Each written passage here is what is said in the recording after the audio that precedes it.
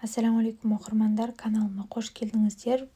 Осындай тағам дайындаған болатынмын. Бұл тағам баклажанмен, яғни ортасында котлетмен дайындалады. Баклажанды жақсы көретін адамдарға кеңес беремін бұл тағамды жасап көруге. Сіздерге ұнайды деген ойдамын.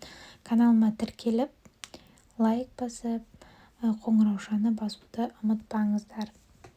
Ең алдымен баклажанымызды жақсылап жуып аламыз. Осындай басын кесіп аламыз да, осылай видеодағыдай жұп-жұқа етіп кесіп алыңыздар, қалың қылмаңыздар.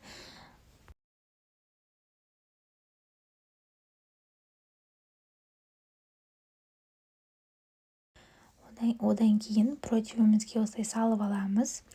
Содан кейін үстіне тұз себеміз және май себетін боламыз. 200 градуста бір 10 минуттай пісіріп аламыз духовкада. Ішкі салмасына келетін болсақ, бізге сиыр етінен дайындалған фарш қажет. Одан кейін жуаны блендерде өткізіп алдым.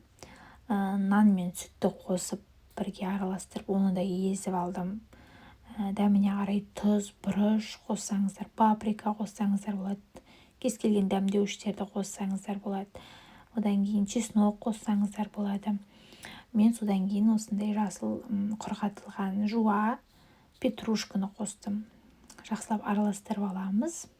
Қолымызбен немесе қасықпен, негізі қолымызбен араластырып, кішкене соғып жіберсеңіздер, бір-біріне жақсы жабысады.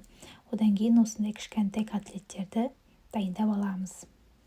Достар, мен баклажанмен тек қана 6 штугын ғана дайындаған болатынмын. Бір баклажаннан 6-ауын кесіп алдым. Содан кейін тек дара котлет дайындап алдым, себебі балалар баклажанмен жемейтін болғандықтан. Баклажанмен котлетке фарш примерно 150 граммдай кетті, ал барлығын қосқан кезде 300 граммдай кеткен болатын. Енді соусына кірісеміз. Бізге 200 мл су қажет болады.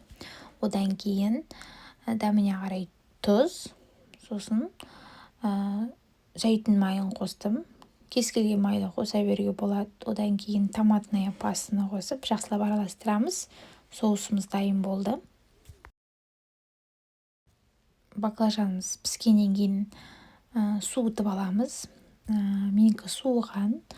Осылай ыдысқа салып аламын да, котлеттерімізді алып, осылай орап аламыз. Кішкене осылай үстін басып жібереміз.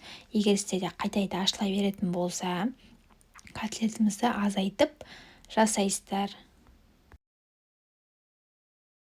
Осылай ыдысымызға салып алдым.